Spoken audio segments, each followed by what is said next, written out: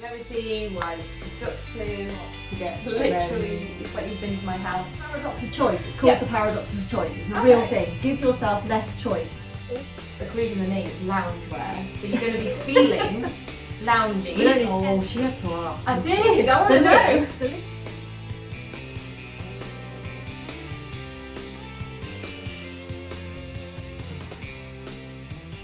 Hi everyone, and welcome to the Power of 30 podcast, brought to you by the coaches of Curves Ilkeston. I'm Coach Sal. I'm Coach Danny. And the Power of 30 is 30 minutes with us. Yeah. This is what it's boiled down to. Yeah. There's so many things. But basically, you get to spend 30 minutes with us, and we're going to talk about something: health, well-being, lifestyle, motivational, fitness, nutrition. I think that covers it all. Bit Christmas. Yeah. Where you make me. Yeah. Bit of whatever. Yeah, whatever's going on. And today we're talking about the connection between your space and your motivation. Mm-hmm. Your personal space, your home, your bedroom if you don't have control of the whole home. Yep. And your motivation, because these two things are linked. They are. They can be linked. Yes. Yeah. So you can make your space conducive to being motivated and getting things done. Is it motivated or disciplined as well, isn't it? Well, I feel it's a bit of both, isn't it? I've written the D word down. You have? Yeah. This literally, she's took me straight to my last line. I've got all these notes and she's took me straight to my last line. Sorry. You might need to tell me before we record. So I don't take me to our last line, Danny. Oh, start with the end in mind. Why not? Well, that's what we always talk about, the end goal, you know. What I put was that by keeping your space clear, tidy, set up, or however you decide you need it to get the thing done that you wanted to do, needs to transfer into a daily discipline. Okay. See? Because it's connected. Yes. And then you keep your space in that condition, not by having massive tidy ups that take 17 days. That need to be done every year. Yeah. But you just do it, it's part of your daily discipline. And I even earmarked it as a little runway task so it's an easy, low resistance task to just shuffle round and pick up things, do the washing up, whatever, into your bigger, more challenging goal or task or whatever. That's it, that's the end today, folks. What was that? That was 3 minutes, that's a record. Danny took us straight to the last point. Now you know all the secrets. Sorry. Yeah. Let's fill in the space. Go on in then, between. what have you got? Well, being as you took me straight to my last point, pressured. I'm going to drop you in on your first. Did we finish explaining what we was actually going to talk about today? I think so. I think everybody's got the idea now. Okay, so space. How to be productive at the end of the day, isn't it? Shall I go straight into the study that I found that you also know about that I didn't know? Why not? So you're going to have to say his name for me because I've already forgotten. Dan Buettner. There we go. Best-selling author. I didn't find when he did this study, but he did an expedition around the globe, basically, to the blue zones. Yeah. So it took him a few years, actually. And it was a few years ago that he wrote the Blue Zone book. And it was just to really look at why longevity, why productive. Yes, it was why the specific. I think there's 7 blue zones. I've got 5. Oh, 5. It's still a prime number. I'm okay. Yeah. Okay. Geek alert. And it was why people in these specific areas. Yeah, very specific. Very, very specific. Consistently, like as part of normality, live very long, productive lives. Right, so he literally zoned it right down, didn't he? And he did a study into what was common between them. Yeah, and even down to the without the health issues as well, such as like cancer and heart disease. Yeah. But it also put these are the people who figuratively forget to die. Love it. I love that. That's on my to-do list. Same. So basically, you went to these places. So I've got Ikaria, Greece, Okinawa, Japan, Sardinia, Loma Linda, California, and Nicoya, Costa Rica. Okay. So they're the 5 places. And basically, their findings was that they were healthier, they were happier, obviously longest living, and it's because of everything around them, how they went about their day-to-day activity, basically everything really. Yeah. A lot of this is about reducing stress. Yeah. This is about reducing the stressors that make us tired or stop us doing the things that we don't want to do. So in these blue zones, if we're talking about longevity, all of you listening, you're going to take this down and simplify it into your home. Yeah, because obviously these are on a wide, big scale. But definitely the same applies to reducing the stress around you, which helps you to be healthier, to be more mindful, to take more exercise, to eat nutritiously, to make better decisions, to be happier, to be more content.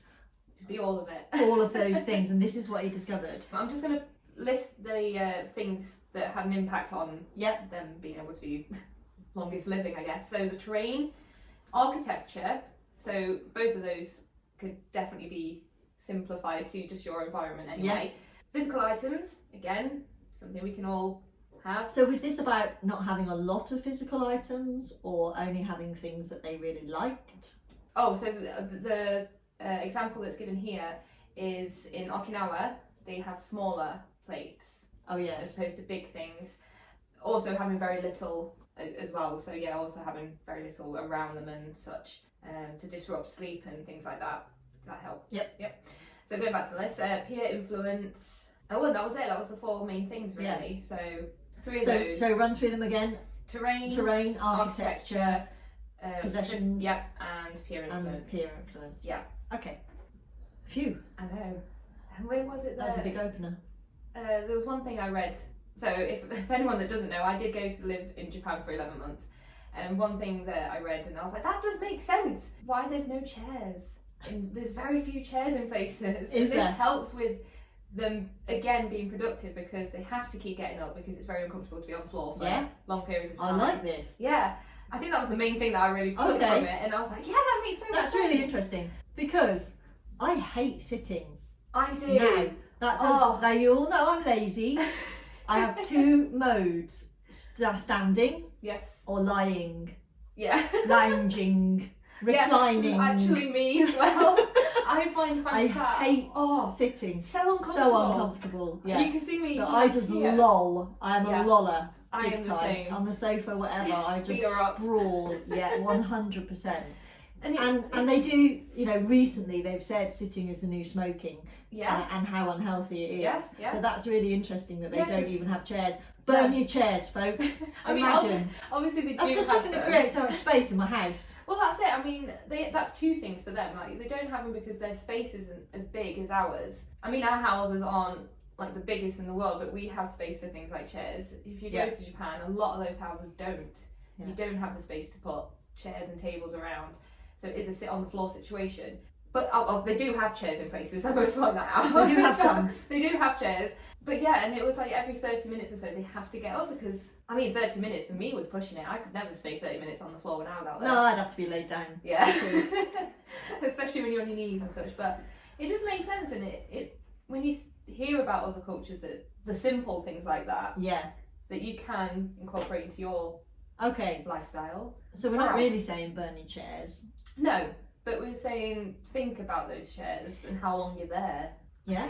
Essentially that's what it is. How long you've been sat there. Yeah, and it's an easy alternative, isn't it, to sit in the chair. And this takes some thinking about. If you want to set up your space to be more motivated or more disciplined or to make sure certain things happen, this really does take some thinking about. And I did make quite a careful note, kind of doesn't fly in the face of what you just said, because I read a different study which I'll talk about in a minute. Ooh. But I'm not saying, and I don't think that these are saying that minimalism is necessary. No.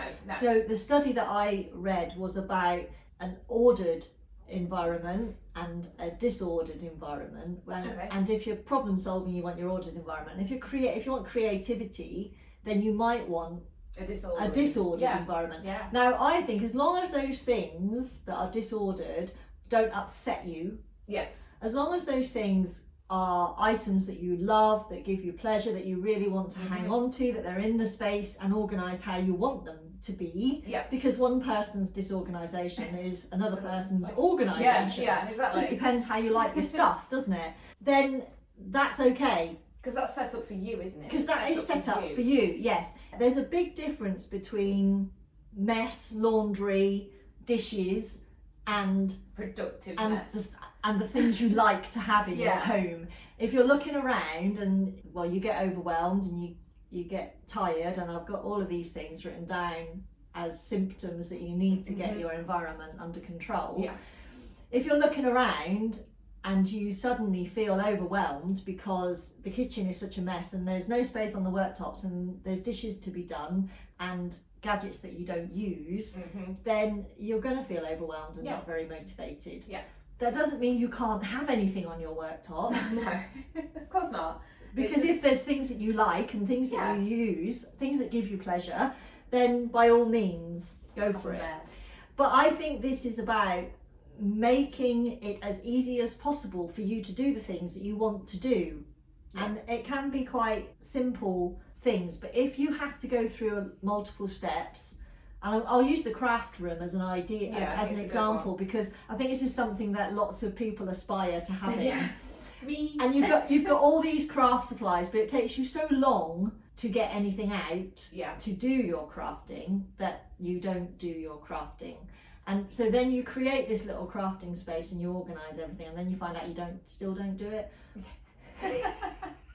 But that's possibly because there's other things that you need to clear out of the way, like the laundry and the dishes and all of those things. But if you have to go through multiple steps, you'll be far less likely to sustain it. So if we're talking about fitness or eating, if you decide you're going to ditch all the processed rubbish, you're going to make recipes and it'll all be fine and dandy, it'll be domestic bliss. Yes, that's it. Then you need to create the smoothest pathway to achieving that. The flip side of this for me though, in my brain, well, I have witnessed a lot of people not starting because they have to do this first. So don't think you have to have a beautiful Nigella style kitchen to be able to cook from scratch. And you don't need that for your crafting either. No. You just need to be able to easily access the items that you need, and this is the trouble with crafting. There's a lot of things. There are a lot of things, I can vouch for that. And then you put them all in one box, and that's... Again, I can vouch for that. And then you have to get the box out, and it's a box and it's piled on top of the wardrobe, but in the spare room you've got to climb over the bed and the laundry. Not quite a bed in mine, but... everything to get to the box to get... Literally, it's like you've been to my house.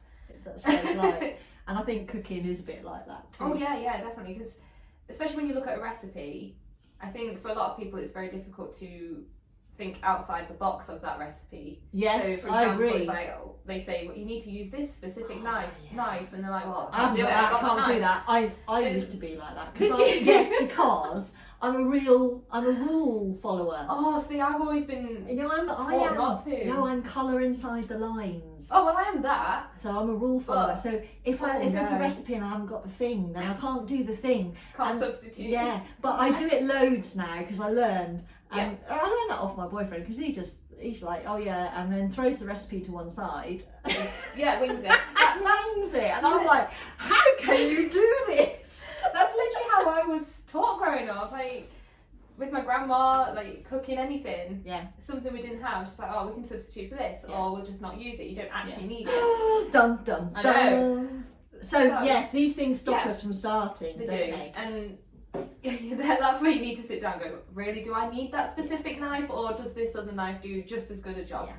So that's it. But tidy your kitchen and tidy your craft room so you can have easy access to the things that you might need. Sometimes as well, organising this sort of stuff will take a few attempts to find what's best for you. Big time, especially with kitchen gadgets. Oh my life. Mine, I don't have many, to be fair. We're not there yet because it's point number 6 and we're only on point number 1. Well, I've got a whole list for the before. kitchen. I've got a whole list for the kitchen, honestly. So that's kind of clearing the way. Yeah. Making it easy to do the thing. And then the other thing is creating a space that increases your chances or kind of encourages you. Yeah. So a vision board, for example, your list of your goals, your affirmation clings, for example. Maybe, if you really want to spend time studying or meditating, just a candle. Yeah, just a really beautiful candle, and so that when you see it, you think that's my study or my meditation candle. Now, I've got a flip side to this one as well, because if you leave things out to remind you to do them, that's not going to help. That just creates fatigue. So if you've got bills that you need to pay, schedule them. Yes. Or put it in your diary or make a list ready for when you sit down to your banking, whatever it is, and then put them away. Have a system that you can really rely on. So the things that you don't need right now, but you might need next week or the week after, because you need to remember to do those, you have a system and a place to put those things. Definitely. And if you want a great system, research, hang on, let me think what it's called. 43 folders, I think it's called. Oh, that sounds overwhelming. 43 folders. Well, you know the system really well because I make you use it at work. Okay. Because you have folders numbered 1 to 31. Oh, yes. And then you have 12 folders, January, Yes. February, March, April, May, June. Oh, so that is actually it. It's a real system. Oh, okay. It's not as overwhelming, guys. No, it's just a calendar file. Yeah. So if you know you've got to do something in the future, you can put the things that you need in the month or in the date that you need it for. And it's some people call it a tickler file. It's just a reminder. I prefer that. Yeah, I like the calendar file myself. I'm gonna start referring to it as the tickler So file. if you've got clutter and things that you know you're going to need in the future, or you want to be reminded to go, you're not ready to make a decision on it, paperwork especially, you're not ready to make a decision on it, you file it in your tickler file and then check it every day, and then you're reminded of what you need. And you can set that up in a filing cabinet or literally with folders or in a ring binder. It doesn't really matter, it just depends how much stuff you've got. Yeah. So leaving things out to remind yourself to do them can be quite punishing. It's just that constant reminder. It's a constant reminder, and next episode we're doing decision fatigue, and this is part of it, because every time you see that thing you think, oh, I need to pay that bill, oh no, I'm doing that next week, and you're going through the same unnecessary decision making process. Almost like a shock to the body as well, especially when it's a nag. Yeah. Leaving stuff out to remind yourself to do it is a nag, and that's why we do it to ourselves. But it's really not great for your productivity or your motivation. You don't need nagging for sure. So what else do you got? Right, create a space that reflects your goals and ambitions in life. Okay, yeah, that was one of mine. So this is it's a similar sort of thing. So your vision board, but this was the quote that I got out of this article when I was researching this, because I had quite a lot to say about it anyway, but I like to see what everybody else is saying too. And I really liked this because it said every object or message that you see leaves an impression in your mind. Yeah. So when we're wanting to think productively, positively, when we're trying to move ourselves from can't be bothered to I really want to go and do a workout, or I really want to get this done, we need things that are making impressions in our brain. And this is affirmations, this is affirmation clings, quotes, put them everywhere, whatever you want to do, because if every object and message leaves an impression, then you're thinking about it, and those thoughts create further actions and take you places, don't they? Yes. And I always say good input equals good output. Yeah. Whether you're listening to podcasts or audiobooks or reading books or whatever, these things really make a difference to you. So if you want to be minimalist, if you're aiming for a life of less stuff, then you need to start creating a life of less stuff around you. And if you want to be super efficient and highly productive, then your space needs to reflect that. Definitely. If you want to be more laid back and creative, then your space needs to reflect that, doesn't it? It can almost sound like this is a lot of work, but it's I don't think it is. I think this is fulfilling your natural desires really in your home. Definitely. It's just giving it a little thought. Yeah, and trial and error. It's quite hard if you live with other people as well. Yeah, definitely. You've got family and it stuff. Can be. You need to really try and zone off an but area. Yes, if you just create a little space just for you. For sure. Yeah. Yeah. Love those things. A writing space. Okay. Did you have anything else on that? I guess the thing I mentioned just before we started recording about even down to your clothing have an impact. Go for it. Go on. Yes. So I read a little thing, and honestly, I didn't think about this until I read someone, and they pointed out that, especially because obviously the past too long, most people have been working from home. Yeah. a lot of these people might have struggled with the productivity, but part of that reason could have been their clothing. Yeah. You're at home, so you're most likely not going to be wearing your glam rags or your office outfit or anything. You're probably in your PJs, you're probably in your loungewear. Yeah. And that really reflects on the productivity because, I mean, the clue's in the name, it's loungewear. So you're going to be feeling loungy. We don't need any encouragement to lounge. No. And it's just, it might seem silly, but just things like that is really going to have an impact because when you're in your work outfit, you know you're going to work and you know you're going to be productive, you've got stuff to get done. Yeah. So that link is still going to be there in your brain. Yeah. To then be able to do what you need to do.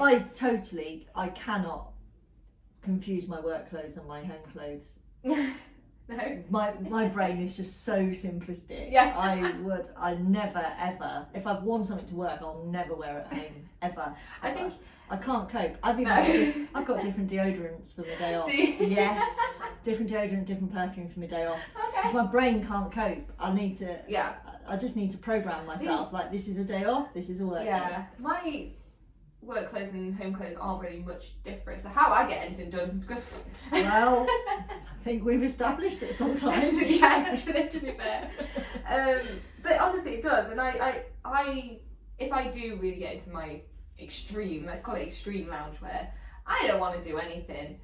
That's your signal. Cozy. That's your signal to your brain. Yes. My brain's like, no, you're comfy, you're cozy, you're not doing nothing now. Yeah. And it does have an impact. So I think that's just something seemingly small, but I totally agree with it. I really do. I can remember I came out of a corporate job and into further education. Yeah. And so I went dressed as I would have for my corporate job, and somebody said, "Oh, you know, we don't really dress up here." And I'm like, "Do you know, if I don't, I won't do anything." Yeah. So I'll just carry on. I'll just keep wearing a suit to work because otherwise I wouldn't have done anything. Yeah, I haven't got any work done. So think about it that way. Definitely. Down to that. Okay, another one I've got is automating decisions. Okay. So the best example I've got is like getting a veg box delivered. Yes. Having that thing that you don't have to worry about. You don't have to think about it. The veg box arrives.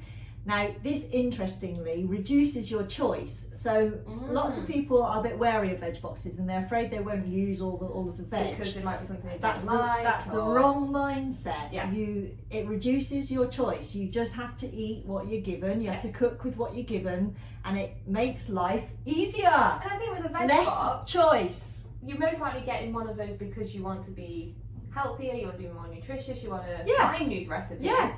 So take that as an opportunity to try those new recipes. If you do have something that you've either never used before, you don't know what it is. I think that happens sometimes. Yeah.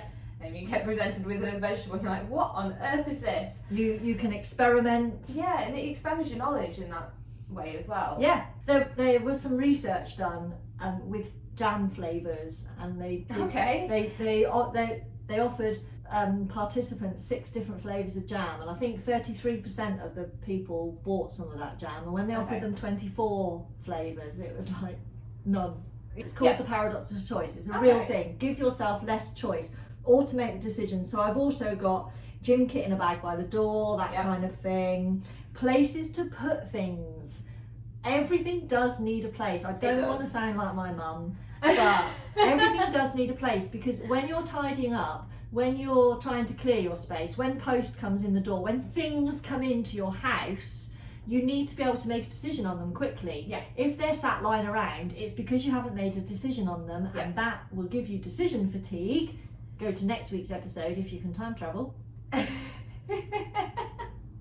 Just a couple of days. No, it'll be a whole week, won't it? Yeah, it'll be a week. It'll be a week. And here's another one. When you're doing your laundry, this is super geeky, but do this. Okay. Pair your workout tops and bottoms. Okay. Put your workout outfits together. Yeah. Store them in your drawer together. Yeah. Get your t-shirt, get your leggings, roll them up, pair of socks, sports bra, whatever you need, in the drawer. Done. Because you're going to be sorting them out anyway. Pair them. It's all automated. Yeah. And then every day, grab a new set of kit, and you're out the door, and you're going to your workout. Yeah, because it'll save so much time as well. Yeah, you're rummaging, you get your black leggings, your blue top. That can't happen. No, you can't have pink and green, I don't know. All sorts, anything. You can have anything in our gym. Yeah, we don't care. Literally anything. But we know that, you know, we all have these things about us, don't we, where we have to these match outfits. Yeah. And settings on your phone to switch off notifications. I have that. Set it. Mm-hmm. You can put it on timer. You can set it to come on at a certain time of day. I have it for at night. My turns off, puts it on. It's what called sleep mode. Yeah. And it just. And then no notifications come through. They'll come to the phone, but they won't notify me. No buzzes, no bings. Yeah. And then you can concentrate on what you do. So all of those things just automate things and give you more time and space to do the things that you're trying to do. Make life easy on yourself. And with you saying, excited. I know, talking about phones, I just read something as well as we were chatting. Like, if you do find that you're having to be on your phone quite a lot, having apps or things that's going to help you with your productivity as well, have them Timers there. And things. Yeah. Just have them constantly, because if you're going to be constantly looking at your phone, it's going to be a reminder. Yeah. Like, right, like we need to get this done, we need to spend time on this, whatever. So even down to that. Make life easy. Make it easy. Yeah. So I think you can really help yourself by letting go of stuff as well. You can really reduce the drag in life. And, you know... Do you mean sort of like the small things, like around the house, for example? The yes. really nitty-gritty, like do that new clear out your wardrobe of the things Yeah. that you don't wear or not going to wear. Yeah. If you've lost weight, get rid of the bigger clothes. Yeah. If you're trying to lose weight, really think about whether you're going to wear those clothes that you've been keeping for when you've lost weight. Yeah. In my experience, my extensive experience, you're going to go and buy new. Yeah, because you're going to be so chuffed with yourself. That's it. If you're getting in shape, you're going to be so chuffed. You go and buy new, and some of your stuff will have dated, and when you can put it on, you won't like it. You probably get fed up of looking at it. Yeah. So then when you do wear it, you're like... Set yourself free. Your wardrobe, kitchen gadgets. Yep. Get rid of them if you're Get not rid of them all. using them. I've put books because people hang on. Now, I'm a big lover of books. I learned a long time ago, though, not to hang on to every single one I've ever read. No, I try and just hold on to my absolute favourites. Yeah. That I know that I want to read again. Let them go. But the others I do try and let go. Because this is stuff that is weighing you down. Old paperwork. Oh, I love those days going through that though and just getting rid. Oh, it just feels great. And even with clothes as well. So let go of some stuff. Because again, it's going to clear the way. You'll feel lighter. This stuff is dragging you down. You do. Keep the things you want to, folks. I'm not telling you to get rid of anything that you really like.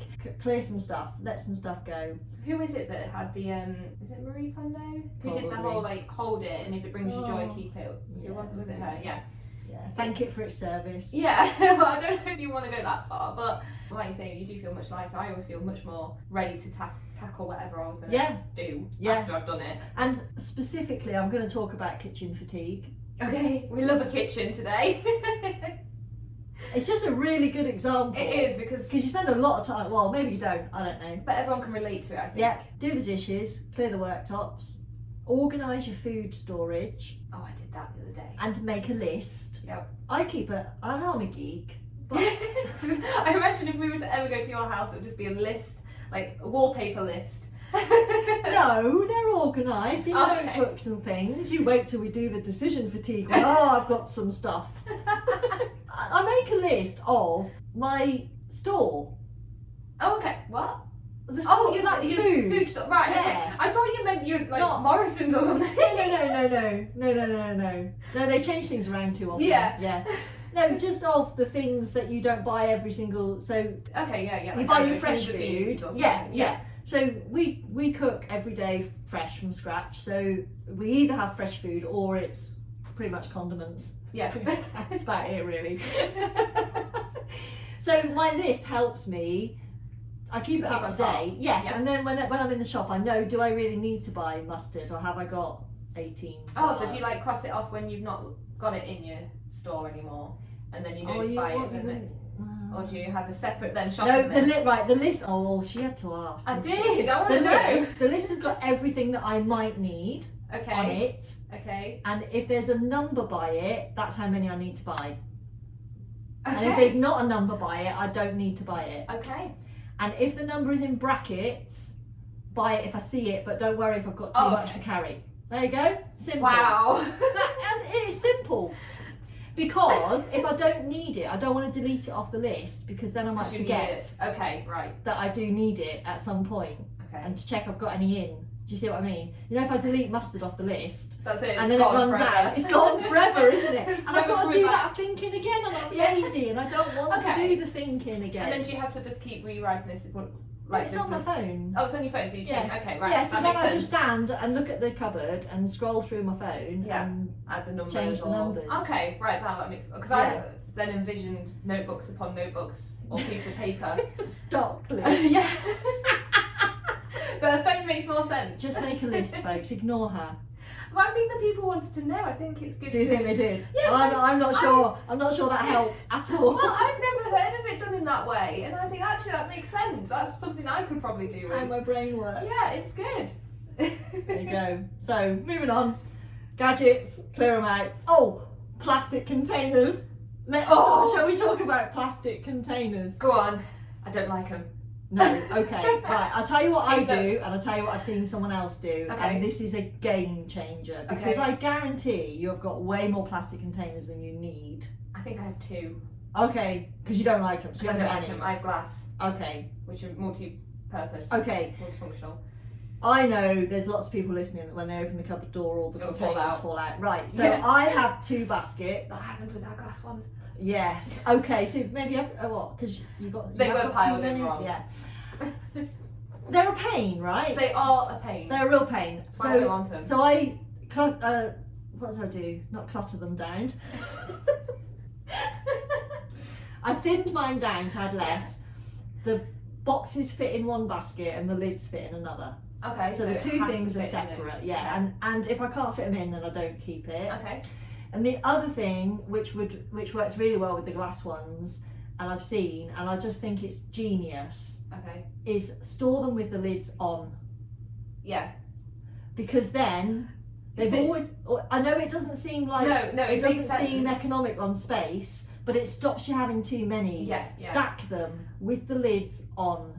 I'm just saying, like with my kitchen situation, you can't you haven't fit got anything enough in cupboards. there. No. But that once I have that is the ideal, and because it stops you having more than you need. Yeah, for sure. That's definitely a good idea. So I've written and underlined here: reduce your choice. You know, your gadgets, your boxes, whatever you've got in your kitchen, because when you go into the kitchen to make food, if you feel stressed, you will seek comfort. Yep. And you will go for the line of least resistance, and these words are all going to come back to us in next week's episode, because I've put these 2 episodes together on purpose. Yeah. You'll not want to, if you've got to make all these decisions when you go into the kitchen and you really determined to have your new healthy lifestyle and your nutritional food, blah blah blah, and then you walk in the kitchen and you go, I need a nap. Yeah. Because that's my answer to everything. The kitchen is often, the kitchen or the laundry space, the dining room table are often hotspot dumping grounds for whatever. For other people usually. Yeah.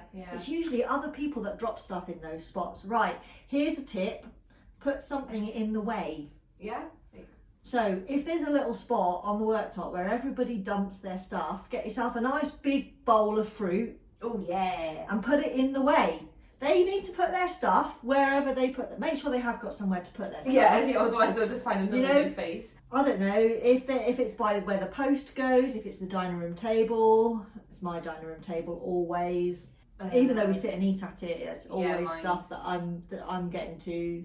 Things to read. Mine's either the dining room table or by the front door, which is really annoying because then you fall over it. You fall over it. So put something in the way if other people are doing it. Photo frames, ornaments, vases, jugs, bowls. Don't anything substantial. But don't add to the clutter. But no. So something nice. Yeah. Something nice that you like in the way. And the other thing is clear them every day. Yeah. Just clear it off every single day. Get it clear.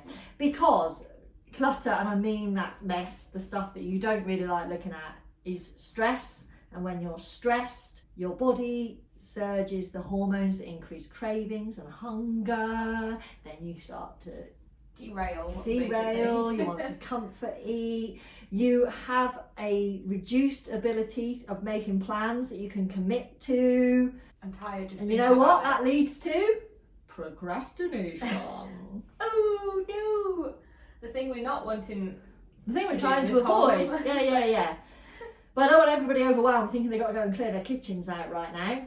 Yeah, that might. This could be a long-term mission of making your space. Well, that's what I said at the start, wasn't it? It's a trial and error situation. You've got to find what works for you. What Yes, is your and space. I think my store list is a prime example. Yeah, I mean, I bet you didn't do that from day one, did you? No, that is quite recent actually. There you go. Yeah, like last few years. Yeah. I need something. I keep trying. Maybe that's my way as well. Well, honestly, Give it a go. anytime I find a perfect answer, I guarantee in 2 or 3 years something will have changed and I'll be doing it differently because things change. I'm lazy. Here's me saying things change, things develop. It's I'm just lazy. I'm just lazy, so I want to find easier ways of doing things. Well, you can maybe one year it'll just be scanned and everything will just it will. put up on your phone. Yeah, it will. We've got those fridges now, haven't we? That that monitor what's in them. Did that fit in with everything you had? I think so. I couldn't find anything more like out there that I was like, ooh. But I want to come back to your first because we went in deep. Oh. What did I say at the start? Oh, the longevity. Yeah. This stress is a big deal, and if you want health, well-being, if you want to eat well, if you want to I don't want to say happier life, but you need to reduce stress. It reduces inflammation it in is the a body, happier reduces life. your risk of preventable diseases, and exercise combats stress, but so does clearing out your space and making it productive. Making it productive or calmer or creative or however you want. For me, this is about putting thoughts in people's heads that they give them the permission to go and create a beautiful space that really does bring them that calm or that motivation or that desire to work out, the little tricks that help them achieve their goal. Because you can have a calm space and still leave things that trigger your motivation to work out. You don't have to be active or calm. I think you need to also sort of look at what your trigger for procrastination is as well. So for example, a phone, if your phone's there and you know that if that's there you're going to pick it up and not do what you need to do, just put it away. Have a little docking station where you drop it when you get in the drawer. That's it, not on the space that you're working. No, on silent away. in the drawer or something like that until you've got certain things done. And you might find that, if you've done that with your phone, there might be something else you can... you just got to delete them as they appear. Well, because we often say noticing is the first part. Yes, it is. Noticing you've got 18 jars of mustard and no tomato sauce. That makes you create a list. Yeah, it does. Right, that's it. That's it. Do you want to talk about the clings? They're your side, but I put them up. Look how neat they are. They're not how I like it. I know, they're not actually strictly neat, but they're not too bad. Great to add to that space for productivity, for sure. Again, as I always mention, they're not cringy. They are things that you can relate to. I think pretty much every topic we've done, you could have these around and it will relate in some way. Make a difference. So get your brain programmed. Program your own brain. Definitely. On our web shop, get yours now. They can be put on glass, mirrors, metal. Yeah. Have I covered all of them? Yeah. I always forget. On the fridge. On the fridge, wherever you need them, stick them up. Put them in the shower if you need to, I don't know. Wherever you just need that. Regale yourself with positive thoughts. It's your space of calm, or just shut off. Space of influence. Yeah. Get them while you can. Do it. That's it. This is quite a beefy episode today, by the way. It doesn't feel like we've been talking for that long though. Doesn't. So it's a bit scary. That was a meaty old episode. This was a big topic. We had lots to say. Let's wrap it up now then. Wrap it up. I'm just going to sign out. Okay. This is Coach Sal, sign out. I'm Coach Danny. Bye!